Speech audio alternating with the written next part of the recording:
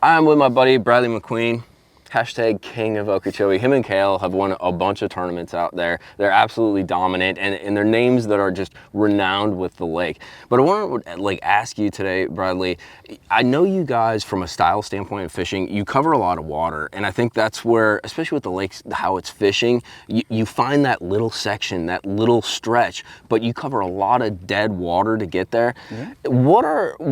I guess let's go through like 3 baits that you guys use kind of in combination to search for those fish. Maybe not to pick them apart, but to search for them. No, I mean, first off, we'll definitely take the Gambler Easy Swimmer or Big Easy, and you can cover a lot of water with this. You know, you can buzz it over pads, you can buzz it over hydrilla, eelgrass, pretty much any cover in the lake.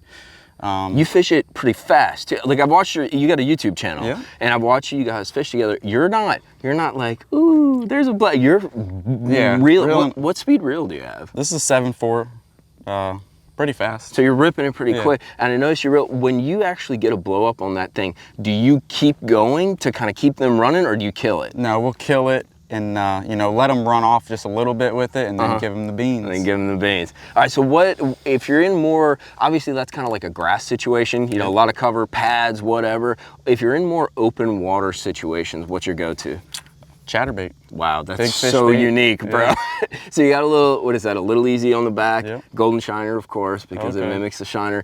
And are you, once again, fishing it pretty fast? Do you vary your retrieves? Like, yeah, I mean, in the summertime, I'll slow it up a little bit, but in that, wintertime, spawning time, nice and slow and getting them big ones. Now, one thing I think that we do a little different on Okeechobee versus other places, guys on let's say lakes up north, they're fishing it a lot around submerged grass or grass just coming up.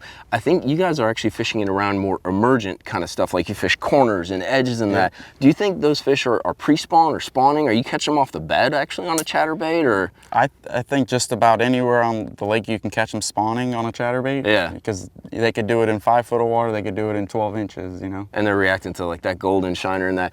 I see you got fluorocarbon on there. There's always an argument. I know up north, we pretty much always put it on fluorocarbon, kind of like what you got set up.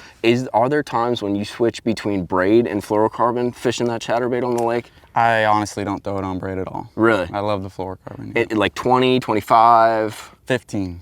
Why? And a lot of people are gonna hate that, but a lot of people throw 17, 20. I've thrown 15 on it from the very start. Yeah. And you land big, dude. I mean, it gets a little scary when you got like a 7-8 pounder next to a wad of Kissimmee grass. Makes it challenging. That's how good he is, bro.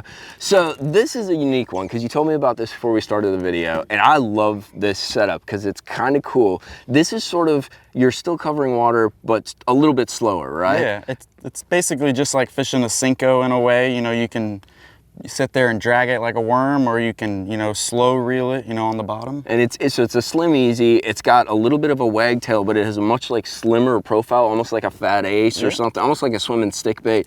You don't peg the weight though. Is there a reason behind that, or is that just like alchemy or what? I honestly don't like pegging fluoro a lot, but it honestly it gets bites, and I just haven't changed it. Do you think with some of the sediment on the bottom of the lake that bait actually maybe floats up? Is it that technical, or is it? I mean, you might not get as much, the little debris and stuff that's on the bottom from it, but other than that, it's good. So will you treat this not only as like a drag bait, will you fish it like a swimming worm too? Yeah. And what size weight you got on there? This is a 3/8 right now. A 3/8. So that's pretty heavy. Yeah, it's pretty heavy. I like to keep it down, in the water. And you're almost like kind of like ticking the bottom or just above the bottom pretty much. And then you drag it too. Like if you get a bite, or if you're around pads or isolated stuff like we talked about, you'll actually kind of like pitch it or cast it to those isolated targets. Very cool. Well, if you're going out to Okeechobee or you want to try some stuff on a grass lake, those are 3 ways to kind of cover water from fastest to slowest: open water, heavy grass. And go check out my homie Bradley McQueen on YouTube. What's your Instagram and all that? Bradley McQueen fishing on everything. He's got some killer videos with him and Kale. Later, homies.